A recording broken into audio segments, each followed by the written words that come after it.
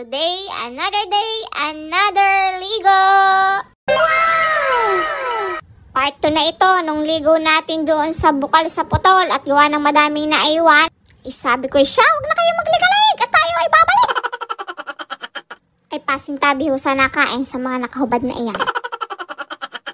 Tama ng aming nadaanan ngayon. Kung mapapansin nyo ay kadami pang nababaan. Sadyang madami kaming sama-sama ngayon. Sabi ko, hala sige, sama na kayo lahat. Abay, mga may dala pang tugtugin. Ay, balak atang mga magbudots din sa tubig. Ayan nga ang aking alaga. Naku, tuwan-tuwa na naman iyan. Natuto na nga maglangoy, kinaliligo sa ilog. Sadyang dinaig pa ako. Ay, ilalaban ko na ito sa Olympics pag nagtagal-tagal pa. Yan, biyabit na ang lamisang pag-iinuman. Ay, hindi talaga yan pwedeng makakalimutan. At hindi nga mawawala ang ulam at pulutan na din. Biyabit nga ng dalawang iyan, iyang dinuguan na may langka. Aba, tingnan nyo naman kadami sa dyan namin. Sa amin pala ang ipuno na ang ilaw. At dahil nga ngayon ay linggo, ay di madami ang naliligo sa mga ilaw. Hindi ngayon solo ni Inday. Gawa na sabi ko siya, sige, tumanggap na kayo ng iba.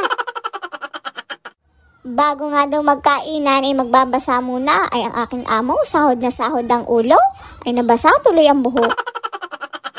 Ayos na ayos nga naman kumain ng basa, ay ako hindi muna kumain ng kanin at nakita ko yung Indian, ay kita ko parang ito'y madidilaw, ay akin itong lalantakan. Ayan, sila yung mga naunang dumating sa atin dito, aba, ang sarap ng kain ni tatay ay, pati ang aking dalawang inay, aba, kagaganda ay mga blome. At iyan, inihanda na ang kanilang pulutan, ang kinamay na atay.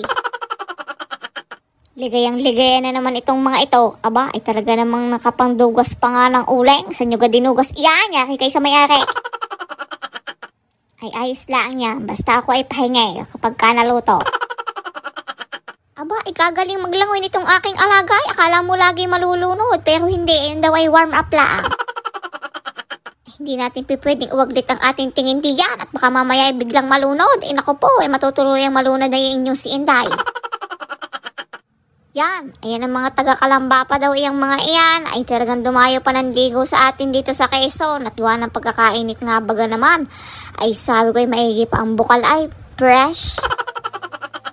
Teka muna, tayo muna yung manghuhuli ng isda. At gawa ng mga nagiinom, wala ng mga pulutan. Ay di tayo mamimiwas diyan. Ako po, lumubog ang aking paa. Ikatatanggalin ko ang aking tsinela. Ay sabi ko nga diyan sa batang yung unahan tayong makahuli. At pagka ikaw ang unang nakahuli, akin na laang. Pero piling ko ako makakahuli. O di baga, yan na nga, napakadami kong nahuli. Ayos na ayos to. Oh, shout out daw dito sa mga batang ito. Ikay magsiuwi na at hinahanap na kayo ng inyong mga ina. Aba, itong mga lalaking ito ay palakihan ng abs ay. Di pala abs. Tabs.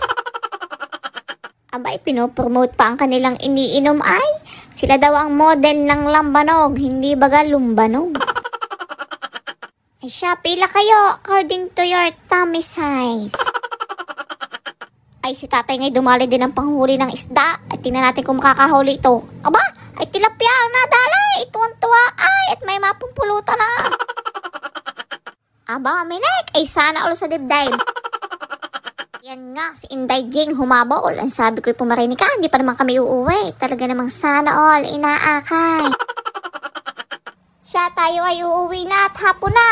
Ay tayo ay maligo na din magbanlaw na, magbabanlaw, magkuskus na, magkukuskus. Bukas tayo ay may pupuntahan ng pagliliguan. Abangan nyo lang ang upload ng inyong si Inday. At talaga namang ako'y kulintab na. Itaas lang ang ating kukuskusin din hindi ang mga ibaba at baka mga matay ang mga bakulidiyan. Huwag niyong kalilimutang i-like, i-follow at i-share itong ating mga video dito lang sa Bunsong Inday. Salamat!